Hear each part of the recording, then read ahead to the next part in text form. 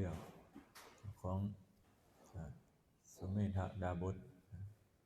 ก่อนที่เพิ่นจะถูกทำนายเป็นพระพุทธเจ้าพระโคดมเฮาตอนช่วงนั้นขนาดเพิ่นเป็นพราหมณ์ก่อนเพิ่นสิออกบวชเป็นพราหมณ์มีสมบัติทรัพย์สินอยู่หลายโกฏเพราะเพิ่นเห็นโทษหรือว่าเห็นคุณในการออกบวชเพิ่นก็ได้ออกบวชเป็นดาบสอยู่ในป่าบำเพ็ญเพียรสมณธรรมพอเฮ็ดไปในขณะที่บำเพ็ญเพียรอยู่หั่นก็ได้อภิญญาสมาบัติ8เพราะพระพุทธเจ้าที่ปางก่อนเพิ่นได้ประสูติขึ้นในขณะที่เพิ่นประสูติตรัสรู้แสดงธรรมพระสุเมธาดาบสนี่ก็บ่ได้ยินบ่ได้ฟังเพราะว่าเจ้าของนี่ค่ายอยู่ในฌานอยู่ในสมาบัติบ่ได้ยินสิ่งเหล่านี้ครับเพราะว่าอยู่ปกติถ้าเข้าฌานปกติหรือว่าพวกพรหมพวกเทวดาสิเวลาพระพุทธเจ้าเพิ่นอุบัติขึ้นนี่ก็เกิดความแสงสว่างหรือว่าความสั่นสะเทือนของโลกของจักรวาลสิได้รับรู้กันสิมีดอกมณฑาทิพย์ดอกไม้ต่างๆออกดอกสิ่งใดบ่เคยมีบ่เคยเป็นก็สิเป็นอันนี้ก็คือเพิ่นค่าเข้าฌานอยู่บ่ได้ยินเสียงบ่ได้รู้จักว่าพระพุทธเจ้านี่หรือว่าพระโพธิสัตว์พระที่ปางก่อนตอนที่เพิ่นประสูติขึ้นมานี่เพิ่นก็บ่ฮู้แม้แต่ออกบวชไปแล้วแต่ตรัสรู้แล้วได้แสดงธรรมแล้วเพิ่นก็บ่รู้เพราะว่ามีมื้อนึงเพิ่นออกจากฌานสมาบัติมาก็ได้เหาะมาทางอากาศเห็นชาวบ้านชาวเมืองก็พากันมีจิตใจที่เบิกบานลื่นเริงบันเทิงเห็นเพราะว่าหยังเห็นชาวบ้านนี่มีความเบิกบานเห็นก็เลยสงสัยก็เลยลงไปถามเบิ่งชาวบ้านก็เลยว่าพระพุทธเจ้าได้เกิดขึ้นแล้วพระที่ปางก่อนนี่ได้ตรัสรู้แล้วเป็นพระพุทธเจ้าที่ปางก่อนแล้วเพิ่นก็เกิดปีติขึ้นคือกันพระสุเมธดาบสนี่ก็เกิดปีติขึ้นในจิตในใจก็นึกถึงพุทโธขึ้นมาเองเป็นคำบริกรรมเป็นคำอุทานขึ้นมาว่าพุทโธขึ้นมาอันนี้ก็คือเป็นสิ่งที่เพิ่นบ่เคยรู้มาก่อนว่ามีพระพุทธเจ้าเกิดขึ้นแล้วพอได้ถามชาวบ้านแล้วก็เลยถามว่าสิพากันเฮ็ดหยังชาวบ้านก็คือพากันถมทางเพื่อว่าสิให้พระพุทธเจ้านั้นพระพุทธเจ้าที่ปางก่อนนี่เสด็จมาพากันทำทางที่มันเป็นหลุมเป็นบ่อเฮ็ดให้มันเรียบให้มันเป็นสิ่งที่บ่มีสิ่งขรุขระให้เพิ่นได้เดินทางได้สะดวกสบายสิ่งใดมันขวางก็เอาออกจังซี่นี่ล่ะอันนี้ก็คือชาวบ้านพากันเฮ็ดเพื่อว่าสิได้ให้เพิ่นมาบิณฑบาตในชุมชนในหมู่บ้านนั้นๆที่เจ้าของอยู่สุเมธาดาบสนี่ก็เลยขอเฮ็ดนำเห็นชาวบ้านนั้นเฮ็ดแล้วก็เลยเกิดมีใจศรัทธาเลื่อมใสก็เลยอยากเฮ็ดนำก็เลยขอว่าให้เฮ็ดนำแหน่พอให้เฮ็ดแล้วเพิ่นก็เลยเฮ็ดทางสิ่งที่มันขวางก็เลยเอาออกสิ่งใดมันขวางก็เอาออกเฮ็ดเพื่อว่าบ่ให้มันขวางทางในขณะที่เพิ่นเสด็จเพราะในขณะที่สุเมธาดาบสนี่กำลังเฮ็ดอยู่กำลังเฮ็ดทางปรับปรุงที่ทางต่างๆเพื่อถ้าพระพุทธเจ้าพร้อมกับสาวกมาในขณะที่เฮ็ดนั้นเฮ็ดยังบ่แล้วเฮ็ดทางยังบ่แล้วพระพุทธเจ้าที่ปางก่อนก็เสด็จมาก่อนพร้อมกับสาวกเพิ่นก็เลยบ่ทันแล้วเพิ่นก็เลยเอาร่างกายเพิ่นเพื่อว่าเป็นหม่องร่องให้เพิ่นเดินข้ามเพราะว่าในหม่องหันน่ะมันจะเป็นตมเป็นโคนเพิ่นก็เลยสยายผมแล้วก็ปูผ้าที่เพิ่นใส่ในการห่มน่ะเอามาปูแล้วเพิ่นก็นอนเพื่อว่าสิให้พระพุทธเจ้ากับพระสาวกให้ ย่างเหยียบข้ามไปในขณะที่พระพุทธเจ้าที่บังกรย่างมาเหยียบลงบริเวณหัวเพิ่นหัวสุเมธาดาบสนี่ก็เลยเพิ่นก็เลยเบิ่งญาณเล็งญาณเบิ่งว่าสุเมธาดาบสนี่พอสิได้มีบุญวาสนาไปทางใดเพิ่นก็ได้ฮู้ในความปรารถนาของสุเมธาดาบสนี่ว่าปรารถนาอยากสิเป็นพระพุทธเจ้าเพิ่นก็ได้ทำนายว่าในอนาคตการข้างหน้าสิอสงไขยแสนกับสิได้เป็นพระพุทธเจ้าชื่อว่าสมณโคดมอันนี้พอได้นี่แล้วเพิ่นก็เลยอันนี้ก็เปรียบเทียบว่าเฮาบ่มีของทานบ่มีของให้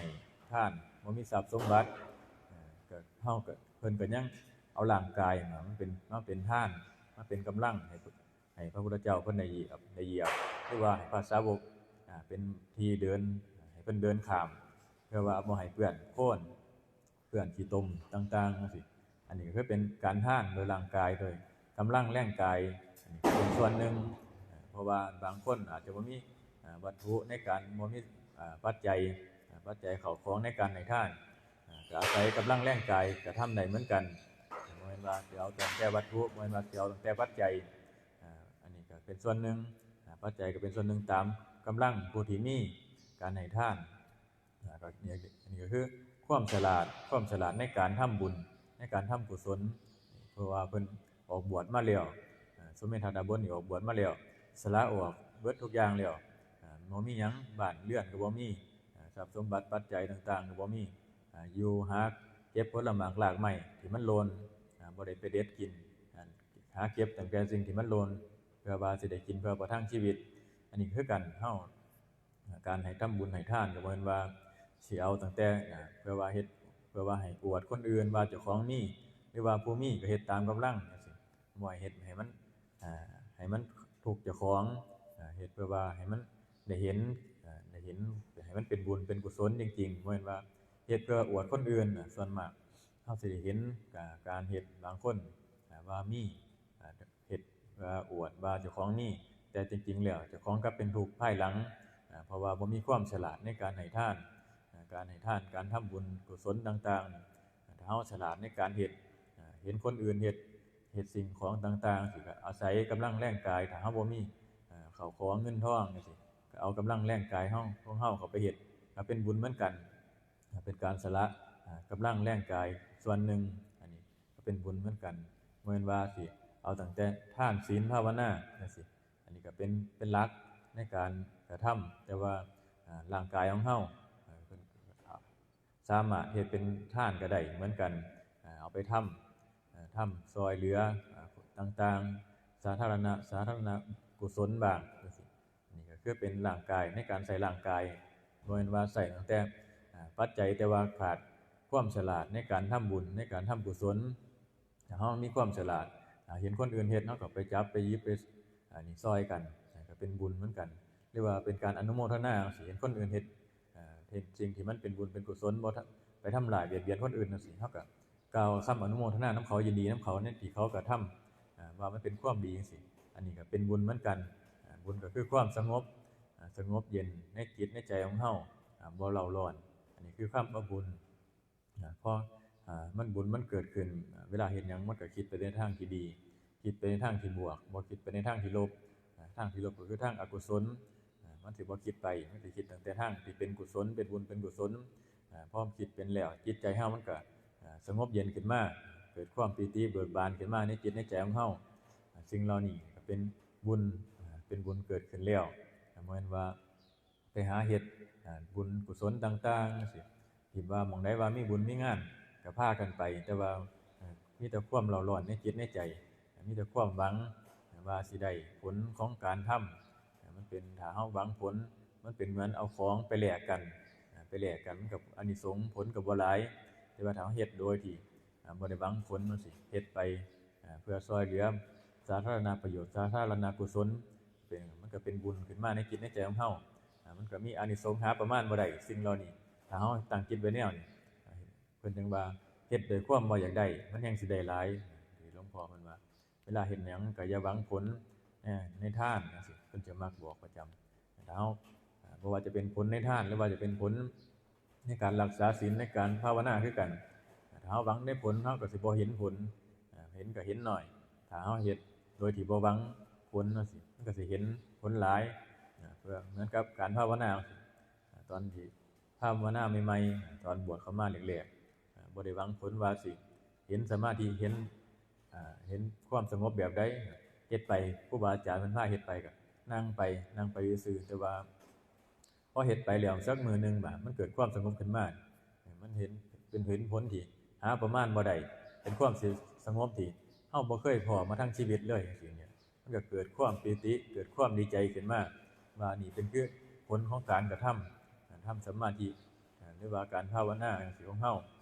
ตั้งแต่อันนี้ก็คือเฮ็ดโดยที่บ่หวังผลถ้าเฮาหวังผลแล้วโอ้ยามใดมันสิสงบน้อยามใดมันสิเป็นแบบนั้นสิเป็นแบบนี้ถ้าเฮาคิดอยู่แนวนั้นหาแต่ผลจังซั่นมันก็สิเกิดเป็นความท้อแท้ใจเมื่อบ่เห็นผลแล้วมันก็บ่อยากเฮ็ดบัดอันนี้จริงแล้วเพิ่นให้เฮ็ดไปเรื่อยๆจังซี่สะสมไปพอฮอดเวลามันสิออกดอกออกผลเองมันตามกำลังที่เฮาเฮ็ดถ้าเฮาเฮ็ดน้อยมันก็กำลังยังบ่ถึงมันก็ยังบ่ได้มันก็ยังบ่ออกดอกออกผลแต่ว่าถ้าเมื่อใดที่เฮาเฮ็ดไปเรื่อยๆแล้วมันเต็มของมันก็สิเป็นออกดอกออกผลเองตามกำลังตามวันเวลาของเฮาที่เฮาเฮ็ดว่าสิเฮ็ดน้อยหรือเฮ็ดหลายถ้าเฮ็ดหลายมีความเพียร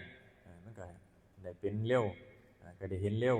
ถ้าเฮาเฮ็ดน้อยก็เห็นผลช้าแต่ว่ามันก็มีผลอยู่แต่ว่ามันผลน้อยเฮาอาจสิอยากได้ผลหลายเฮาสิหวังแต่ผลหลายหรือว่าเห็นหรือว่าอยากเห็นแบบที่เฮาได้ยินได้ฟังมา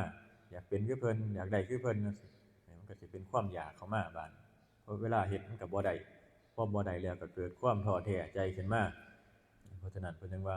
ให้เฮ็ดโดยที่บ่หวังผลเพราะว่าทุกอย่างลงเพิ่นก็ให้สอนลงว่าการกระทำหรือว่าการทำบุญต่างๆเพิ่นสอนให้ว่าให้ปล่อยวางทุกอย่างเฮ็ดแล้วบ่ได้หยัง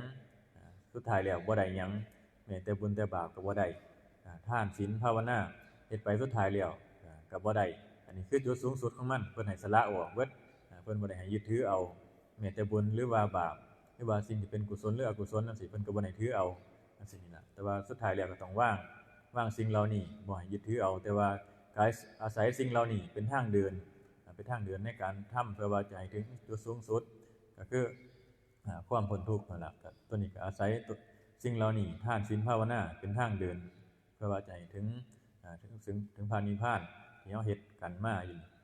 จุดหมายคือจุดหมายเดียวของแต่ละคนที่มาเฮ็ดบุญเฮ็ดทานเพื่อว่าสิได้พ้นทุกข์เพื่อว่าสิได้มีชีวิตที่มีความสุขก็คือความบ่เร่าร้อนในจิตในใจของเฮานี่ล่ะก็อาศัยสิ่งเหล่านี้ล่ะเอาส่ำนี้ล่ะ